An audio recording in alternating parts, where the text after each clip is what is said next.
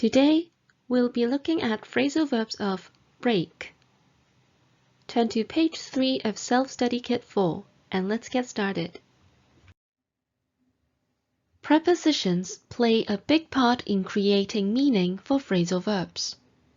However, in every phrasal verb, the verb itself is quite important as well. Just like the word break, it is a strong action that involves some destruction. That understanding is going to help you understand the phrasal verbs of break. Once again, let's start with the opposites in and out. As expected, they relate to the action of getting into or getting out of a place. Only this time it involves the action of breaking something. Break in means getting into a place using force. So, you are supposed to stay on the outside, but you want to go in without permission.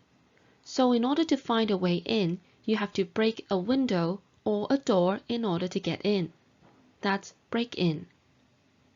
If you break out of a place, you are escaping. It means you are supposed to be staying on the inside, but you want to get out without permission. So you have to break a door or a window in order to get out.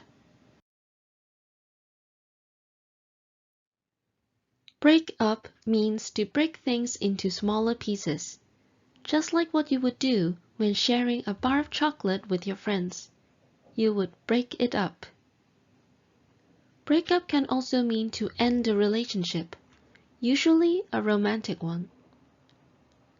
Break down means any machine, like a car or a computer, is not working anymore and needs to be repaired.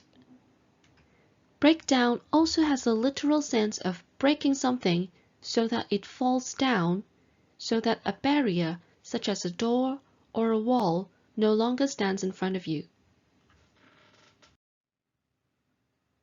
Break away also means to escape. However, it is different from break out. Break out emphasizes on the place you are trying to escape from, so the emphasis is on being out instead of inside the place that traps you. Break away emphasizes on something or someone that you want to stay away from so that you are no longer near them and under their control. Break off means to separate a piece from a bigger piece. So if you have a bar of chocolate, but you only want to eat a little bit now, instead of breaking up the whole bar into many small pieces, you can choose to break off a piece of chocolate and save the rest for later. Break off can also mean to discontinue something. If you imagine someone having a promise, so that they are connected, but one of them wants to stop the connection, so you have to break the connection, and all that is promised is now off. All deals are off. That's what break off means. The preposition through should remind you of a tunnel. But instead of just walking smoothly through a tunnel to the other side, we have to involve the action of breaking. To break through means to force yourself through something that is in your way, like barriers or other obstacles. Turn to page 4 and we'll use the pictures to help you remember the meaning of these phrasal verbs. Question 1. A man is running forward, and as he does that, he breaks something that is in his way, which means in order to go forward, he had to break through a barrier. Question 2. A man is standing in front of a car and repairing it, which means the car is not working. Another way to say it is break down. Question 3. If you're holding a bar of chocolate and taking one small piece from it, instead of breaking it into many pieces, we call this break off. Question 4. A burglar has broken the window of a house and entered to steal things. We call this break in because you break the window to get in. A side note is, if someone commits a crime like this, we call it a B&E. It's a very common term that you can find even in TV dramas, and next time you hear it, you will know that it means breaking and entering. Question 5. A ship may have been in an accident as it is now in many pieces instead of one whole piece. We describe this kind of result as break up. Question 6. Someone is jumping from a window while holding a saw. We can assume that he is someone who was in the prison and broke the window in order to get out.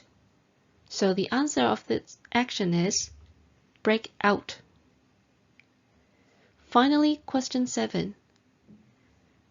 Firefighters are using axes to break a door in order to get in. To break a barrier this way, we call it break down.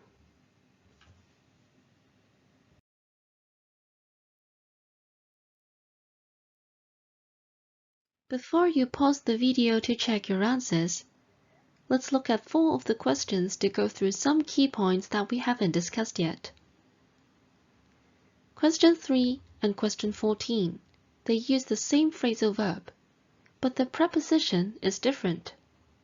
When do we use in and when do we use into? Let's look at question 14. The place that's been broken into is mentioned because the preposition into is one that has a sense of direction. You have to tell us where the action is going towards. So we have to mention the place that's been broken into. On the other hand, question 3. To break in is just an action, so we don't have to mention the place that's been attacked. It is a similar case for question 5 and question 12. Both of them use the same phrasal verb, break out. However, the place is mentioned in question 12 only, so we would say they broke out of prison, but in question 5, we just have to mention the action of breaking out without specifying the place. Now you may pause the video to check your answers.